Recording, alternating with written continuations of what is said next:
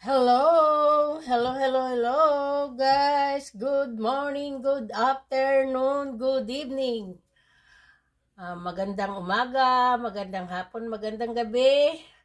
Bonjour, bonsoir, bonne nuit. Guys, nandito na naman po ako, si Madam Lisa. Gagawa po tayo ng white pasta. Ang ilalagay ko po ay chicken breast. Ayan, hiniwa ko na po siya ng maninipis. At nakagawa na po ako para po hindi mahaba ang videos. Sundan nyo lang po ito, napakadali. Magugustuhan po ito ng inyong family. Ayan. Ito po ay salt and pepper. Pinaghalo ko na po siya. So, punas-punasan lang po natin. Ayan. At nagluto na rin po ako ng pasta. So, ito po, lalagyan po natin siya ng ham. Jambong. Ayan. Tapos, lalagyan po natin siya ng cheese whiz. Ito po, cheese whiz. Parang keso. So, gaganon po natin siya. I-roll po natin siya para madali na siyang ma-roll. Ganyan po natin. Ayan na, guys. Awamel fromage avec jambon. So, ayan po. Tutusukin po natin siya ng toothpick para hindi po siya magkalas-kalas. Initin ko na po yung kawali. Ayan guys, ganyan lang. Piprituhin po natin siya sa olive oil na may butter. Yung sobra, ganyan na lang natin. Napakadali lang po guys. At sabi ko sa inyo, hindi nyo pagsisisihan na gumawa nito. Dahil talagang magugustuhan ng family ninyo to. Ito po ay my own recipe. Ala Italian, pero sa akin po, sarili kong gawa to, sariling isip, hula-hula, para maiba naman ang aking recipe. Ilang taon ko na rin po itong ginagawa. Ito po ay favorite ng aking family. Marami po silang favorite na ginagawa ko. Mahilig po kasi ako sa hula-hulang pagluluto para masiyahan ang aking family. Ayan na guys, ganyan lang. I-roll lang ninyo siya. At tutuhugin. Ayan lang. Pagka alam ninyong malaki pa, ayan, tuhugin nyo po. So guys, ganyan lang po. Oh. Tapos na po siya, piprituhin ko na lang siya. Mayroon po akong tukan, chicken cream. At ito, natira na ang aking ham. May ham na natira at cheese whiz. So, ito po ay mamaya ihalo ko dun sa sauce ko. Onion, green onion and parsley. Okay po. At meron din po tayong thyme. Ayan po. Ihalo po natin siya sa sauce. So, gagawa po ako mamaya ng sauce. Maglalabas na rin po ako ng milk.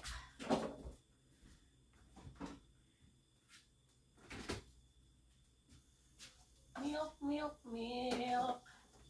Sandali lang po.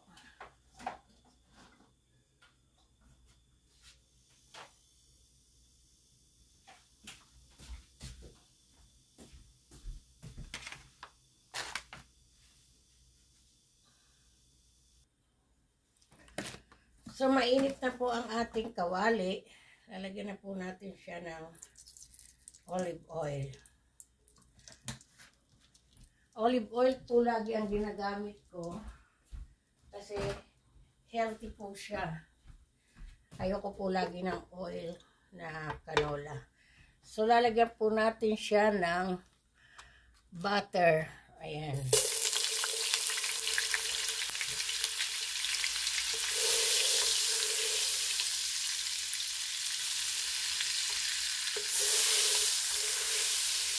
Naan lang po natin ang apoy. So, mainit na rin naman po siya. Ilalagay na po natin ang chicken. Ayan na. Pagpapakain nyo po sa anak ninyo to, anuhin yung mabuti kung natanggal nyo na po yung toothpick. Kailangan po, bago nyo iserve, tanggalin nyo na po ang toothpick. Itiprito lang po natin siya.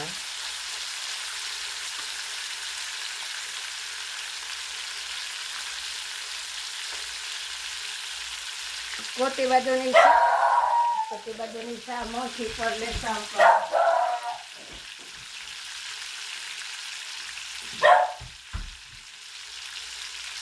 Sorry po, tumahulang yung aso ko.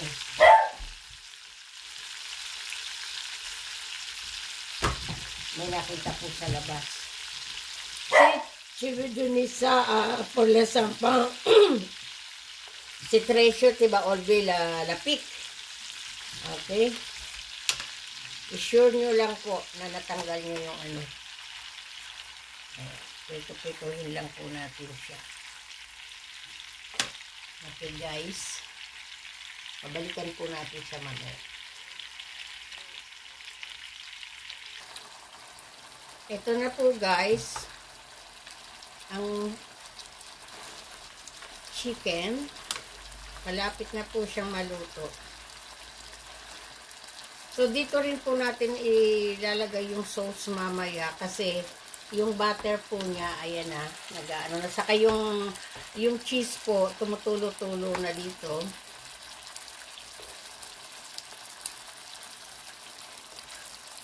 Ayan. Pag alam nyo pong malapit na siyang maluto, tatanggalin nyo na po isa-isa yung toothpick. Hindi ko pa po natatanggal yung iba. Babaw ko na ito. Ayan po. Masyadong ano na. Wala pa yung sauce talaga ha.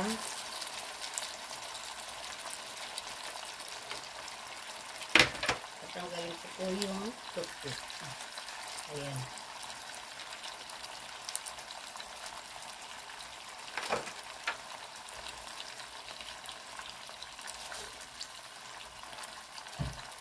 Yung pong iba, aalisin ko na. Dala lang kung luto na siya. Tapos ilalagay nyo rin po doon sa sauce. Ayan. Luto na po siya. Oh. Nag-brown na siya. Atin muna natin siya. Itatabi muna natin siya. Mamaya tatanggalin ko yung ano. Yung toothpick. Ayan.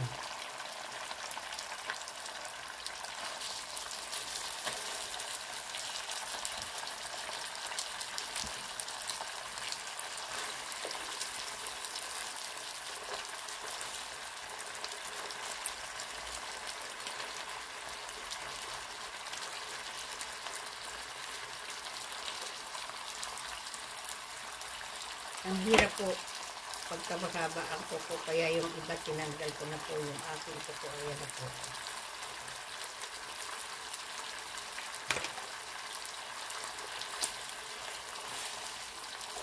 Wala pa po yung pinaka-sauce niya, pero ito na oh. Nag-sauce na siya dahil sa cheese. Yang sauce di siya paski siya ka la fromage la.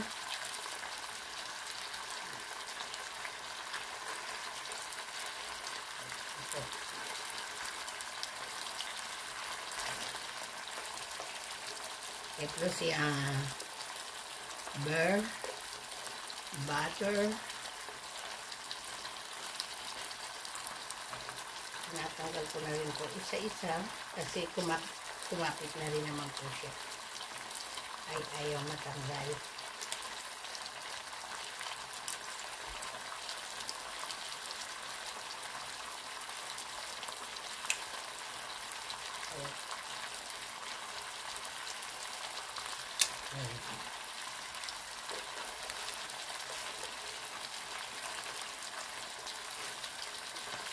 So, yun na, guys. Yung iba na lulutong-luto na talaga. Kaya alisin ko na siya. Ayan.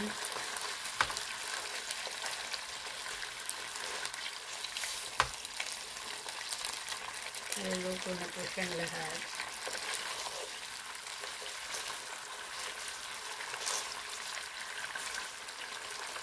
Napakasarap po nito. I-try nyo. Si Bremont Trebong say. Say sila nanamisong si Bremont Bong. Ang ko anti po sa sipini. Tapos natutulog na to. So yung iba naman po. Hintay-hintayin natin.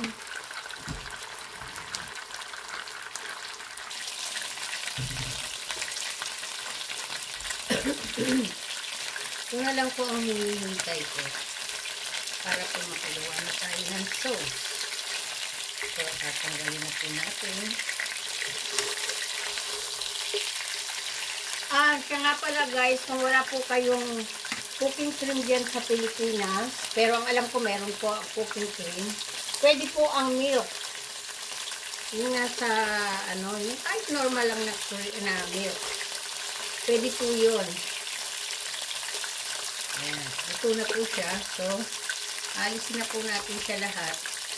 So, guys, dito ko rin po siya lulutuin uli. Kasi sayang naman po yung butter. Tapos, meron pong cheese na tapos sa olive oil. So, ilalagay na po natin ang cooking cream. Ayan. Isa lang po nito. Ay, kung milk naman po, kahit 2 cups ang ilagay ninyo. So, ilagay na po natin ang chicken cream. Cream of chicken. Ayan. Ilagay na natin siya, halo natin, pakuluan. Hindi na po ako naglalagay dito ng salt. Kasi po maalat na po yan eh. Ingat-ingat po tayo sa salt. Ubusin natin kasi meron pa po eh.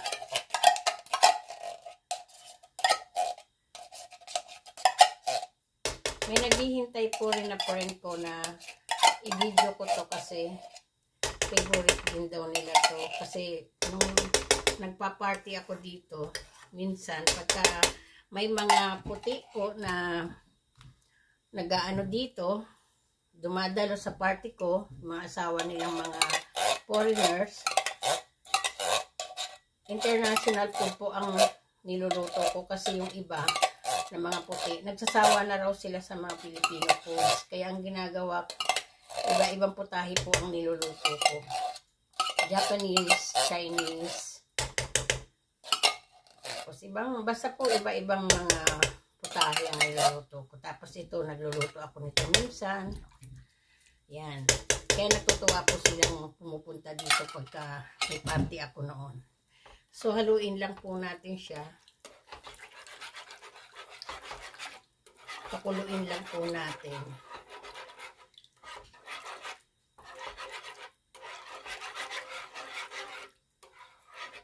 Yung pong natira kong cheese, ilalagay ko na lang din po dito kasi sayang din oh. Ilalagay ko na lang po dito para mas malasa lalo. Ayan. Para hindi na gumamit ng another cheese ang family ko na ibubudbud nila kasi ito na. So, hintayin lang po natin siyang pakuluin. Pero maglalagay na po ako ng thyme. Ayan po. Thyme leaves. I can't leaves. Ayan, pakanta muna. So, konti lang naman po. Ayan, pwede na po siya. Ayan. Alisin muna po natin ang mga kalat-kalat natin.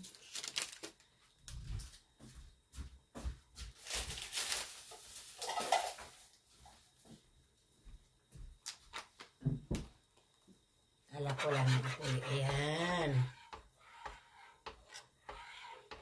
Lalagay lang po tayo ng paminta.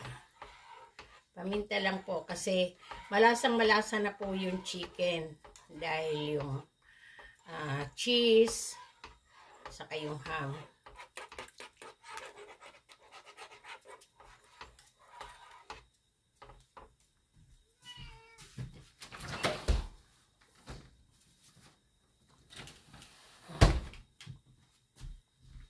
Hintayin lang po natin siyang kumulo.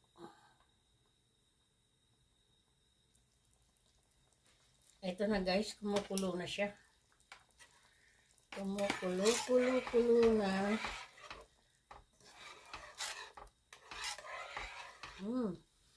Bango. So, ilalagay na po natin ang parsley at ang green onion.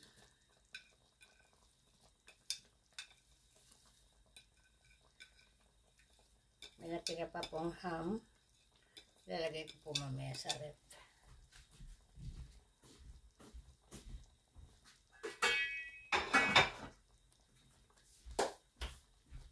Lalagyan na po natin siya ng black pepper. Konti lang. Lagi pong malinis ang aking mga palad. Ayan na. Tignan nyo. Ang ganda na po ng kulay. Oh.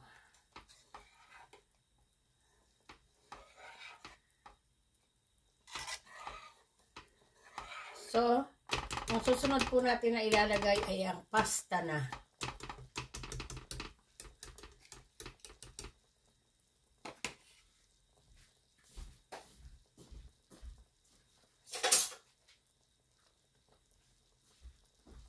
Ihahalo na po natin ang ating pasta dito. Ayan, white pasta. Ayan, naparami po na naluto kong pasta. Meron pa po sa kaserola, pero okay lang po kasi ano ko rin sa spaghetti bukas. Para po hindi na ako aligaga sa pagluto ng mga baon nila. Isa lang naman po ang nagbabaon dito, kaya lang yung dalawa kong anak, syempre, kumakain din. Ayan na po, diba? Ang ganda na. Oh. Ito na naman po, istorbo na naman po ang aking dog. Ayan na po, guys. Mapipinis product na siya. So, ilalagay na rin po natin ang ating chicken sa ibabaw.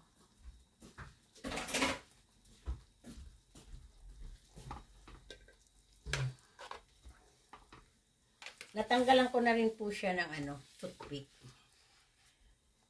Kung meron man bahala na sila. Pero ang alam ko natanggalan ko na.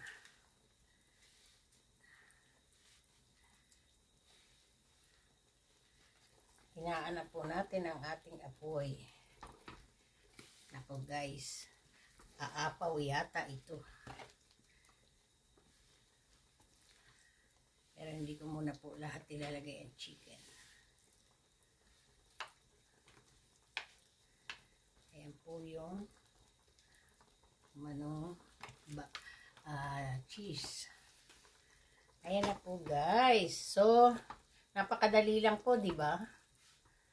Napakadaling lutuin para sa mga kiddos. At hindi lang sa kiddos. Sa mga asawa. Naku, lalo po kayong mamahalin ng inyong ng mga asawa. Tignan nyo, hindi na po talaga kailangan maglagay ng salt kasi malasang-malasa na po.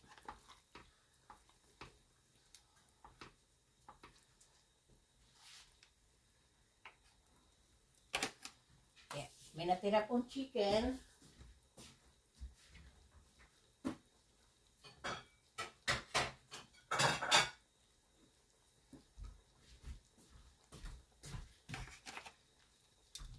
Lalagyan ko na po ang aking hawi.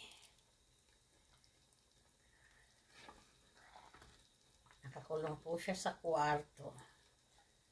So-surprise ko po siya. Kasi hindi niya po alam na niluto ko yung kanyang favorite.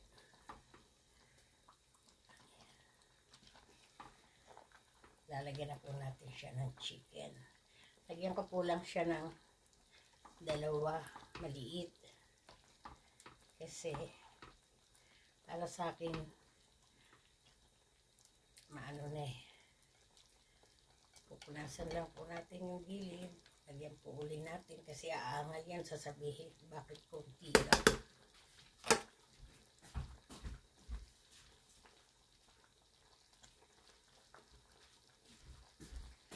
So guys, eto na po. Eto na po ang aking white pasta with chicken. Okay po. Pwede po kayo mag-like, subscribe, or comment. Okay po, eto na po. Pasta. White pasta with chicken. Okay po guys, thank you. Thank you, thank you.